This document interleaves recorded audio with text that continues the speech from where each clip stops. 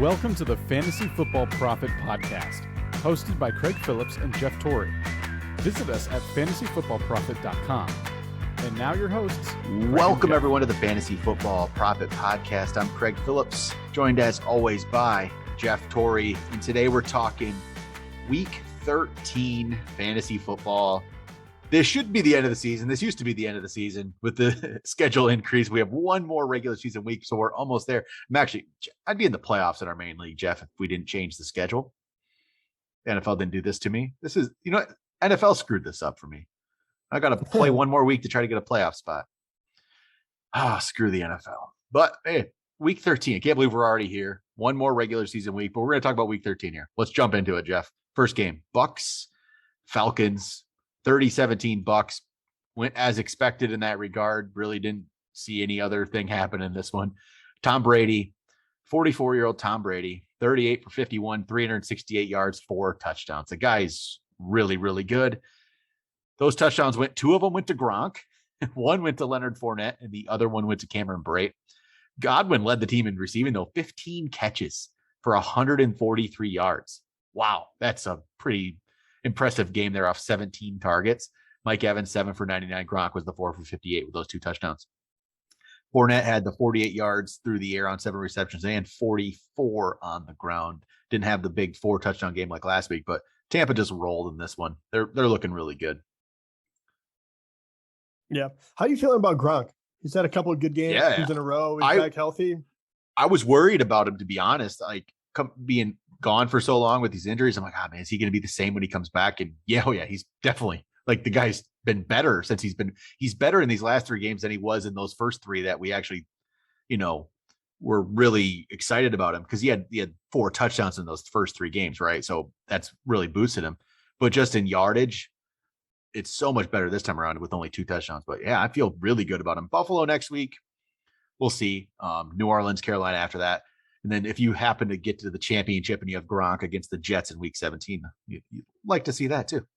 So I guess the only bad news for the Buccaneers was Antonio Brown and him getting suspended because the guy's a moron and he can't just, come on, man, faking COVID vaccination cards.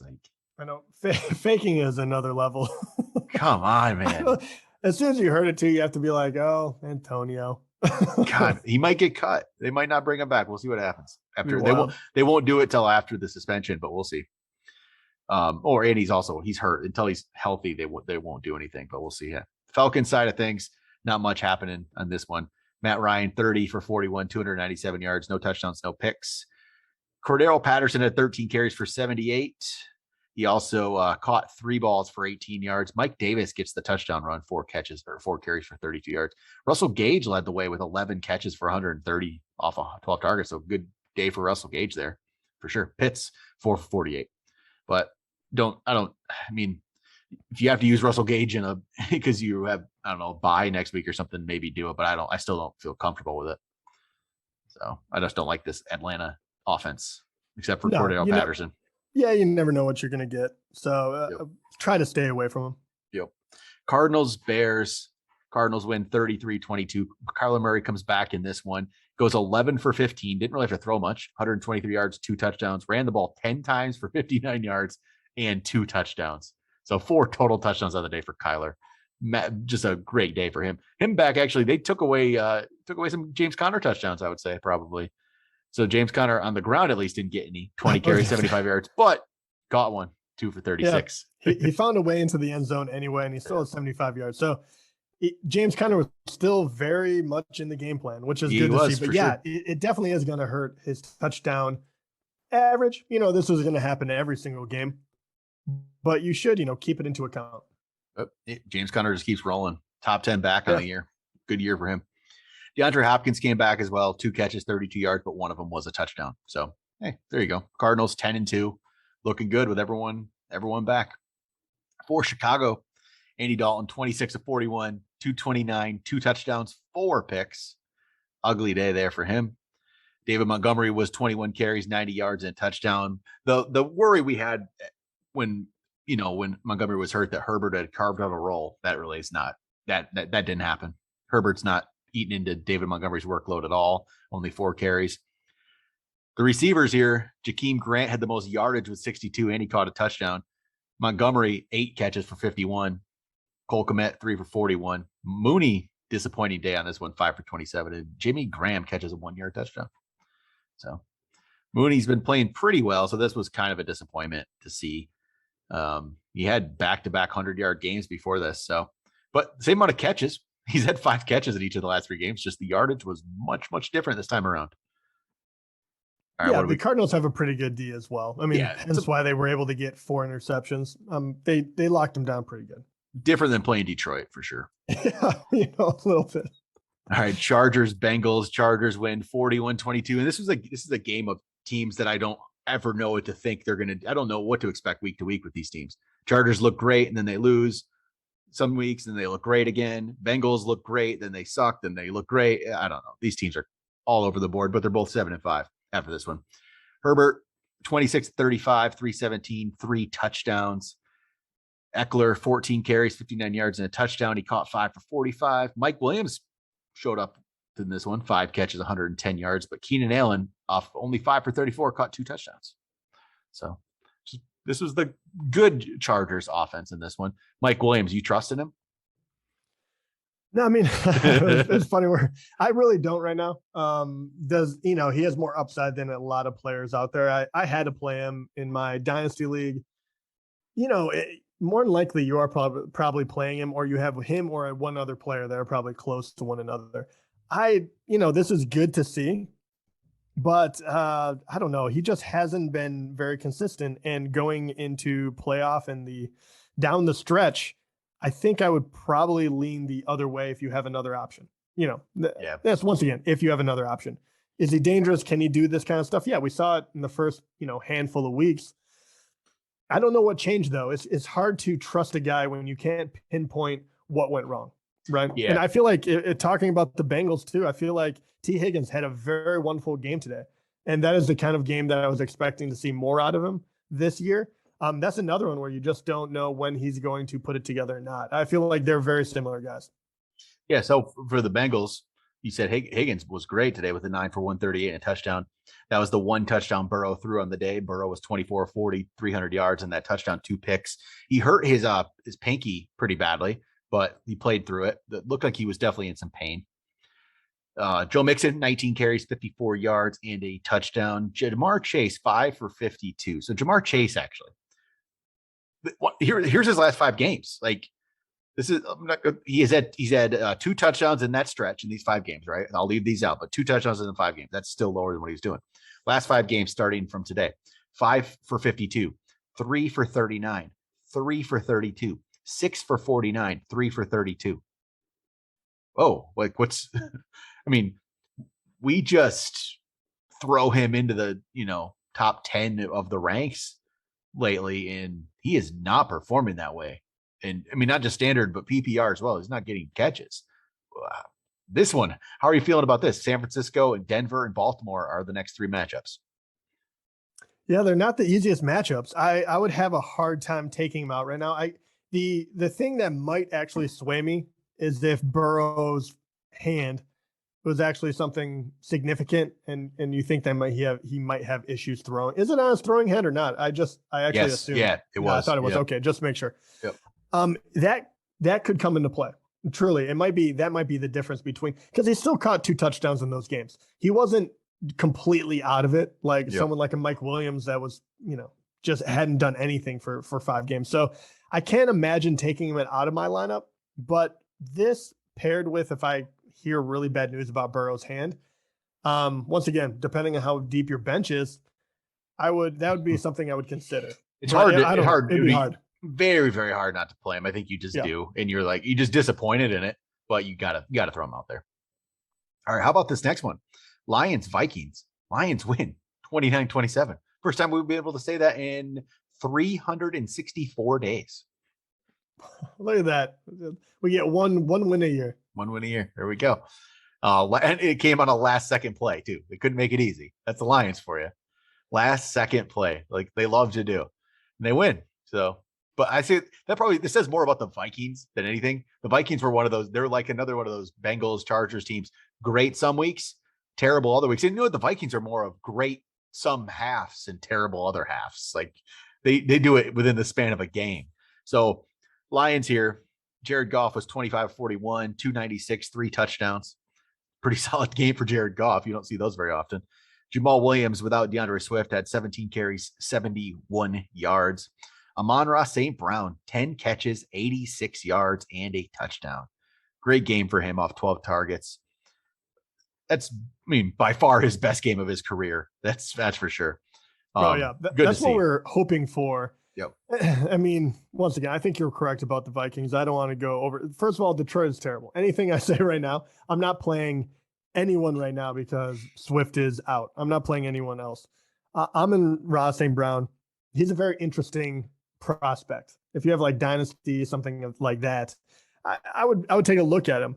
Jared Goff is capable of throwing 3 touchdowns in a game. That's wonderful to see. I wasn't sure anymore. But yeah, I don't know. I kind of side with you. Like, I think it says more about the Vikings because they, if they kept playing like this, they would actually have some legitimate players where you could say, okay, in a pinch, I could have played them.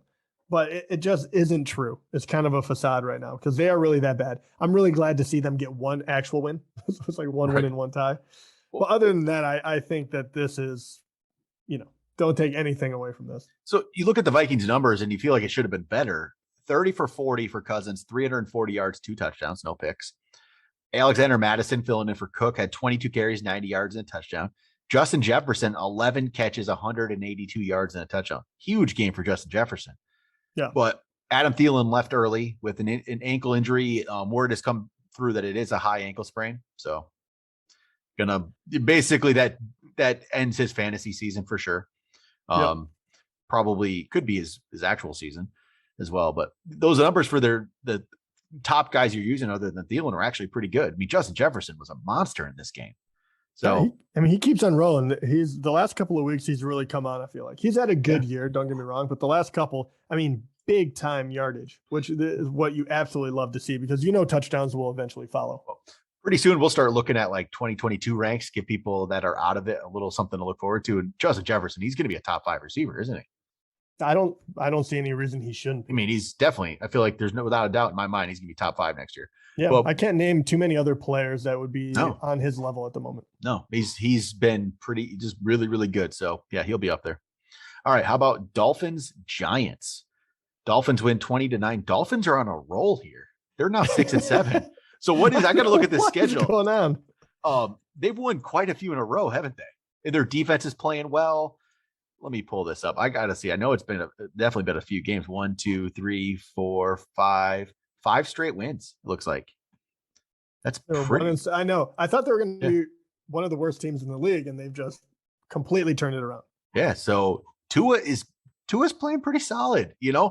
He's been overlooked. Like people kind of wrote him off already, like way too early. Remember a trade deadline? They talked about Deshaun Watson being traded there.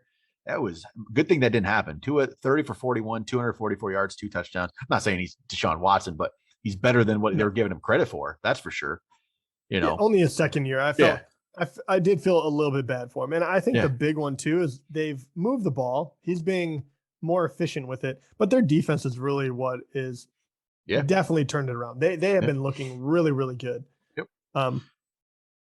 They definitely have. That's been the difference here for sure. And Jalen Waddle too. Finally, it was very nice to see him produce numbers that we like. He did have 9 for 90 this game. Yeah, he's turning into more than just a deep threat, which was the worry going in. Having all that speed and all they want to do is run go routes. Yep, he looks solid. Gaskin 15 carries, 44 yards. That's the Gaskin you can see sometimes. Only a 6-yard was as long, but game to game with him. A lot of times, like they didn't get many of those situations today, but they like to put him in the wildcat near the goal line, and that's huge, if you're using him. But Dolphins are on bye next week, so if you've been using Gaskin, you can't next week. So sorry, Zach, if you're listening, you can't try to use Gaskin to beat me, knock me out of my playoff chances here. It's actually been my fear, Jeff, that Myles Gaskin was going to be the yeah, that was my fear. So it's not going to happen, thank God. But his team still would have been hilarious. His team still might do it, but we'll see. Giants, it was an ugly day. No Daniel Jones, Mike Glennon, 23 of 44, 187, no touchdowns, a pick. Saquon, 11 for 55. Saquon, I think, is a good player. Yeah, he just needs to be on a team that can. Oh, God. I feel bad. It feels like we're just wasting Saquon's career.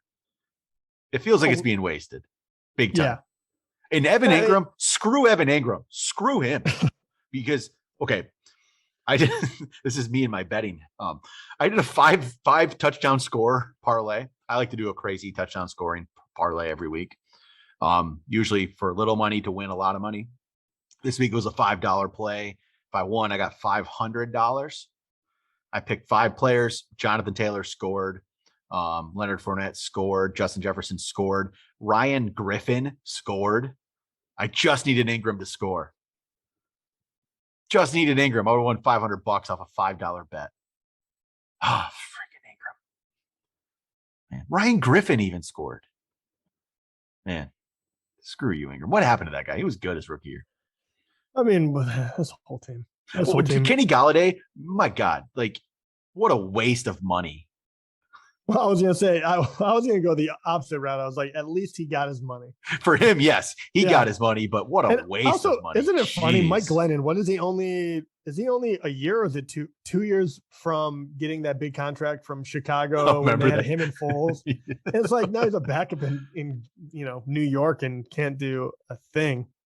I know Miami's defense has been playing, great defense. This team is just bad. You have to be able to put up points in the NFL. David Gettleman is like just a terrible GM. Look at this. I mean, you have Saquon, you have Galladay, you have Evan Ingram. I mean, Darius Slayton. You have enough to do something, and you only manage 3 field goals. Yep, they're no good. All right, next up. Eagles, Jets. Eagles win 33-18 behind Gardner Minshew. Wow, what a game for him. 20 for 25, 242, 2 touchdowns. He looked great. Is he better than Jalen Hurts? He's not a bad quarterback. Is he better than Jalen Hurts? That's apples and oranges to the. They're different quarterbacks. They're different quarterbacks. So, but it was a good game. Would be what kind of leadership and do the guys rally around him? You're going against the Jets, so let's pump the brakes a little bit on that. Hurts definitely brings a lot to the table, but Miles Sanders finally got it going, which was wonderful to see. He did, and then he gets hurt. 120 yards. Then he got hurt. Yeah, of course. Yeah. And Dallas Goedert. So if this was a more traditional team, I feel like my preseason picks, especially if Dallas Goedert, would have been right on. That's what they need. Those two needed to have the more traditional quarterback here. Gardner Minshew or Jared Goff? Who do you want on the Lions? You want Minshew, don't you? Yeah, I kind of. At least I would have more fun rooting for him if we were going to be bad. I would like that. Goff and him are probably. I right now I actually don't know. Who would you say is a better quarterback? I wouldn't say Jared Goff's a better quarterback than many people out there anymore. No, he has arm talent and he has some good things going for him. Oh God, I don't know. I mean, he looked good today. But I don't know, something about Minshew, you do have to like a guy with moxie. And I feel like if you put Minshew on a bad Lions team, at least it would spark something. And we saw it happen in Jacksonville too. It's a different type of quarterback once again. For sure. Jet side, Zach Wilson, 23 of 38, 226, 2 touchdowns, a pick. Tevin Coleman, 11 carries, 58 yards. Zach Wilson ran one in, actually. Elijah Moore, 6 catches, 77 yards, a touchdown. Solid game. And then, like I said, Ryan Griffin got a touchdown. Thank you, Ryan Griffin. You almost helped me. But Elijah Moore. Thank you. Thank you, because of you, I barely lost. He tried. He did his part. He did his part for me. Elijah Moore, solid game. Keeps playing well. Last week was a little down with only 4 for 46, but 6 for 77, a touchdown. He's continuing to play well. 12 targets. Definitely really great season for him, really, here at the end. That's for sure. Yeah, he's really putting it together. I love watching that guy. Yeah. Colts, Texans, 31-0 Colts. This was easy. Went 16-22. Didn't have to do a lot. 158 yards, a touchdown. Jonathan Taylor is ridiculous. He's the new Derrick Henry, I feel like. 32 carries, 143 yards, 2 touchdowns. Just a great day from him. He doesn't get anything in the passing game, but he doesn't need to. Michael Pittman had 2 carries for 33 yards. Interesting to see. He also caught 6 for 77, but it feels like Michael Pittman's numbers have gone down since they started just completely leaning on Jonathan Taylor. That's what I feel like happened. All of a sudden, it was just, this is the Jonathan Taylor show. It has worked for the Colts. it's the way to go. It definitely has not helped Michael Pittman, but Colts are now 7-6. So solid. The Texans, you're not playing anybody on that team, so I don't really care. Yeah. I mean, Brandon Cooks, Brandon Cooks is the only one, obviously, but he's only 3 for 38. They are one of the worst teams I've seen. Like, I mean, the Lions are bad too, but like this is just. I know we need the Lions not to win anymore. I know because I can't see that team winning. Yeah. Yeah. All right. How about Washington versus the Raiders? Washington wins 17-15 to go to 6-6. They've, been winning some games here. Heineke, 23 of 30, 196, 2 touchdowns, a pick. Antonio Gibson, 23 carries, 88 yards, 5 catches, 23 yards, and a touchdown. He's been better, getting a lot of work. Seems to be healthier, I would say. That seems to be the key. He's a little healthier, and the workload has been pretty good here. Last 4 games since the bye, he's had 23 carries, 29 carries, 19 carries, 24 carries. I mean, that's huge. Like, his yards per carry sucks, but who cares? You're getting a lot of volume. Yeah. That's what you want to see. Yeah. And they're playing a little more small ball. They are not passing the ball nearly. I'm not sure if they're not trying. They're running a lot more. Yep. I wouldn't even call it efficiently. They're just running a lot more. Right. And so their passing attack has definitely taken a back seat. Logan Thomas did have 3 for 48, a touchdown. He did. He caught an awesome touchdown and then he tore his ACL. Oh. Yeah. So, it's just one more kind of like, oh, that's a bummer because you started seeing him come around. Yep. But Terry McLaurin, once again, he's due. He must be because he had and it wasn't even necessarily the poor production. He was 3 for 22, but he only had 5 targets. And that is still tied for second most targets on the team. Number 1 was Antonio Gibson, a running back, with 6. So I don't know what to tell McLaurin owners. I mean, at this point, you do have McLaurin. I know you like him. Have you thought about benching him? When do you start him? When do you not? It's interesting because I guess it depends. Like, look at my team right now. I have Mike Evans, right? I have Michael Pittman. I have Terry McLaurin. I have Elijah Moore. So if I'm starting 3 of these guys, Pittman, I think, is on bye next week, so it doesn't matter next week. We'll just say it in general. You could see a scenario where you try to figure out who's benched, and maybe it would be McLaurin. I haven't come to that, but Elijah Moore, right now, would be between Pittman and McLaurin, and who had a worse matchup. Really, that's what it feels like. It'd be a conversation. Only the last 3 weeks or so, but yeah, it's not been great. But I feel like McLaurin's due for his big game, right? Yeah. I mean, we'll see.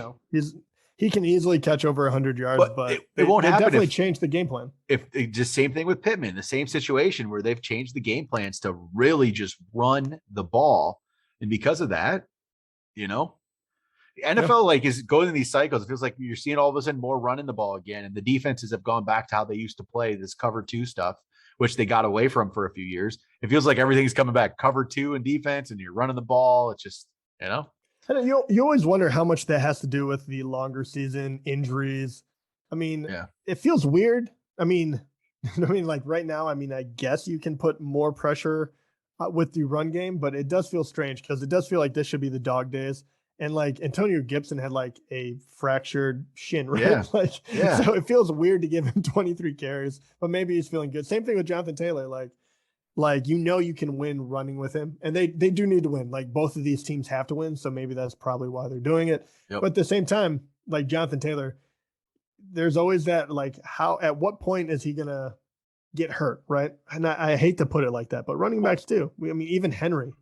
The thing that sucks for Jonathan Taylor owners is if you're in a playoff push, he doesn't play next week. You're on bye. Terrible. It's a terrible timing. NFL needs to not have. First of all, I do not feel bad for Jonathan Taylor owners. He's been way too good for me to, call, oh, poor you. That's true. They probably don't care. They're probably like, I can lose one game. If they have Jonathan Taylor, probably wrapped up their spot long ago. Yeah. Who knows? Oh, and then the Raiders side here, Derek Carr was 28 of 38, 249, no touchdowns, no picks. Josh Jacobs, 13 carries, 52 yards, and a touchdown. Hunter Renfrow, 9 for 102 in that one. All right, next up, Jaguars, Rams. Rams win this one easily, 37-10. 7. Stafford 26 for 38, 295, 3 touchdowns. Sony Michel led the way, 24 carries, 121 yards, and a touchdown with the injury to Henderson. I think Henderson was active from what I remember in this one, but he was active just to be active. They didn't want to have to play him, and they didn't. So Michel, right. Good day there. Cooper Kupp 8 for 129, a touchdown, looks great there. Odell caught a touchdown, 2 for 28, and then also Van Jefferson caught one as well there. So Van Jefferson has been surprisingly solid obviously with the Robert Woods injury. He's really stepped up more than Odell has. He's playable for sure. His targets the last 4 games are 8 targets, 9, 7, 7. Even before that 6, 7. He hasn't had less than 6 targets in 6 games. That's a good. Those are good numbers right there, target wise. And the production is starting to happen. He's had touchdowns in each of the last 2 games. So and I know Jacksonville is bad, but this is great to see them get back on track. Yep. Stafford, Kupp, everyone was on such a hot beginning, and then you get a couple of rocky performances, and everyone kind of jump ship. So good to see that come back. How do you look at someone like Matthew Stafford? I mean, is he a guaranteed you play him? Yeah, let me pull up their schedule here for the rest of the last games here. Playing against Arizona. At Arizona, I guess it depends on what you have, but most likely I'm still going to play him. Then Seattle, Minnesota, no problem. Okay. But Arizona, it depends on what you have. I feel pretty good. Jacksonville, ugly day for them. Trevor Lawrence, 16 to 28, 145, no touchdowns, no picks. I haven't really seen a lot from Trevor Lawrence this year. I haven't even seen flashes. Very few flashes. So I'm not going to hold too much against him. Jacksonville's terrible, but you'd like to see a little bit more, right? Just a little bit more from a guy who's supposed to be one of the best prospects in a long time. But I haven't seen much of that yet. We'll see what happens with him. Running the ball here, Carlos Hyde, 9 for 24 and a touchdown. James Robinson, 8 for 24, no touchdowns. Laquan Treadwell led the team in receiving in this one, 4 for 62. Good old Laquan Treadwell, who I drafted ahead of Michael Thomas in a dynasty league. He was a big name coming out of college. He was. Luckily, I also drafted Michael Thomas. I had back-to-back picks, but Michael Thomas actually doesn't matter anymore either. So yeah, I was going to say you missed on both of them. I guess at this point. How about Steelers, Ravens? Steelers win this thing, 20-19. Ravens score a touchdown late. Go for the 2-point conversion and don't get it. John Harbaugh being very, very risky there. Very risky. He was not the better of the Harbaugh brothers in coaching this weekend. That's for sure. But his other brother is very good. Good old Jim. All right, let me pull some Steelers stats here. Roethlisberger, 21 to 31, 236, 2 touchdowns. Najee, 21 carries, 71 yards. Deontay Johnson, 8 for 105, 2 touchdowns. Pretty good. I didn't even catch that. Were you making a Harbaugh reference? Of course. Look at this. Oh come on. Okay. Look at that. I mean, are we really making T-shirts off of a game you win in a regular season? First of all, I think this probably goes right into the pocket of the player, which is actually pretty cool. But I first of all, I think it's a very cool T-shirt. You beat a playoff team. You beat a playoff team. Yeah, exactly. Yeah. We beat the number 2 team. We're their only loss, and we only have 2. We lost. Yeah. Good luck in the Peach Bowl. I mean, it's pretty. I'll take it. You know what? I dislike U of M a lot, but if they win it, I will be very impressed because I thought OSU was going to take care of them. They did not. You guys look great, but if you do have to play Alabama, you will feel. I have a feeling you will feel the wrath that so many other teams have when you realize that some NFL teams snuck into the NCAA and it blows. They're going to beat Georgia and they're going to beat Alabama. It's all. I would actually give them credit though. I mean, I would hope so. That'd be pretty impressive. It would be. I would be very impressed if you were able to pull that off. All right. Back to Ravens Steelers. Deontay Johnson led the way in the receiving, 8 for 105, 2 touchdowns. So good day for him for sure. Ravens, Lamar, he scored that touchdown late, very late, like 20 seconds left late to give himself an okay day fantasy, but he's been pretty bad here recently. 23 of 37, 253, a touchdown and a pick, 8 for 55 on the ground. So the last 3 weeks, he's had 19.6 points in this one, 11.4 the week before, and then before that he was sick, and then he was 17.4 the week before that. Plays Cleveland next week, he just scored 11.4 against last week. I don't know what the deal is. I don't know. I'm just not sure. I'm not sure what's going on. It feels like the defense is I haven't watched close enough, but I know what game was that? That was the Miami game where Miami started blitzing him a lot more. And I feel like teams have started to figure out a little bit of a way to try to pressure Jackson, and he's not playing as well as he normally has. But God, I traded for him and then he sucks. But I don't know. What do you think? You trusted him? Trust is a strong word. I liked the move to get him later in the year, and he had a couple of games in there where he started rushing the ball a lot. Even now, 8 for 55 is what you want to see. The passing has not been there. And really, Marquise Brown kind of disappeared. 5 for 55 is fine, but he doesn't have that. They just haven't been able to dial up long plays. I'm not really Lamar could put up 30 points tomorrow. He really could. But I would be looking elsewhere if you have I don't know. It's a very difficult one. You would have to have someone good, because even on his bad days, he almost breaks 20. I don't know. I don't trust him, but I can't imagine taking him out for another QB right now. Unless unless you had one of the top 5 guys, I think I would still roll with him. But no, I don't feel good about it. Yeah, I think you're rolling with him. Don't feel great about it, but you're rolling with him.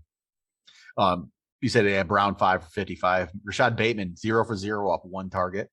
So that's disappointing. Mark Andrews 4 for 50. Devontae Freeman 14 carries, 52 yards and a touchdown, 5 catches, 45 yards. So he had 97 total yards and a touchdown. So Devontae Freeman was solid. But yeah, Ravens almost got the win, but didn't get the 2-point version. But all right, final. Man, they should have too. That was very close. It was, but it wasn't a bad decision. I actually don't. No, I kind of like it. They score at the end, and they've been outplaying you, and you say, "I'm just going to go for it right now." If you get it, you're a genius. If not, but Harbaugh has a lot. I just feel like you have Lamar Jackson. You think you're going to get it right? So it's not bad.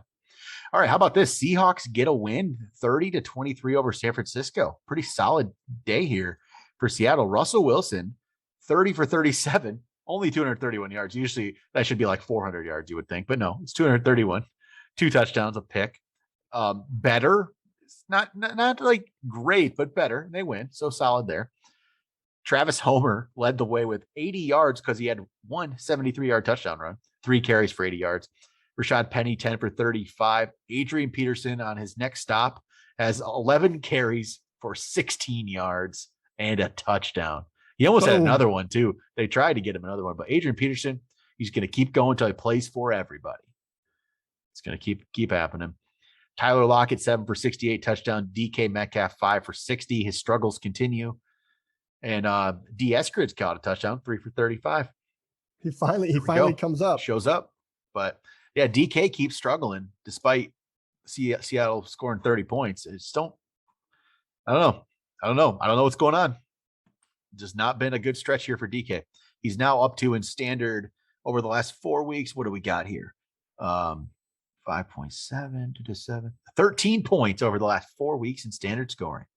13 points in 4 weeks combined. That's been upsetting. And I don't want to Russell Wilson's injury was definitely a huge part of it. And you can see him kind of turning around already. I do wonder if the last couple of games are going to be very different, as Russell does look a little bit better. I don't know if you disagree with that, but it did feel like he was figuring out how to throw the ball again. Right. So I don't know. I don't think that is necessarily him. I think those numbers are very skewed because of the Russell Wilson injury. Yep. All right. Then San Francisco side of things, Garoppolo, 20 for 30, 299, 2 touchdowns, 2 picks. Elijah Mitchell, 22 carries, 66 yards, and a touchdown. He left with a possible concussion, but it was not that, and he did come back. So that at least was good to see. He caught 3 for 18. Kittle, 9 for 181 and 2 touchdowns. Or as we like to call it, the entire offense today. Pretty much. So, all right, there we go. Actually, I'm going to throw up Chiefs Broncos real quick. This is late in this game. But I want to look at some quick stats. There's 5 minutes left. Javonte Williams actually just caught a touchdown pass just a second ago. So it's 22-9. Broncos are going to go for something, but look at the numbers here quick for the Chiefs side of things. Mahomes, 15 of 29 for 184, no touchdowns and a pick. Wow.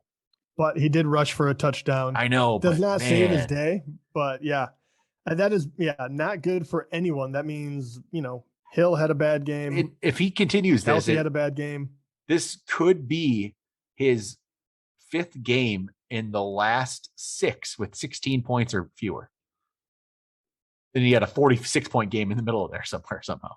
But it's been bad. He's actually been a very bad fantasy quarterback lately. Very bad. So, yeah, not good. Yep.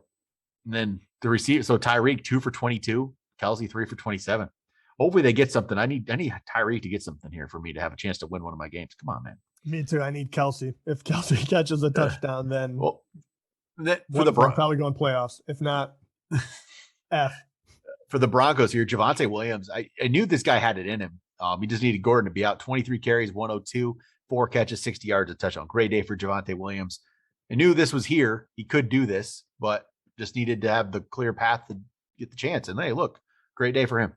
So yeah, he's got to be another one of those, kind of like Elijah Moore. He's got to be a huge get for if you're going to be drafting dynasty leagues or keeper leagues or anything like that, because he does look like he has it, and he's been productive with the carries he's gotten this year.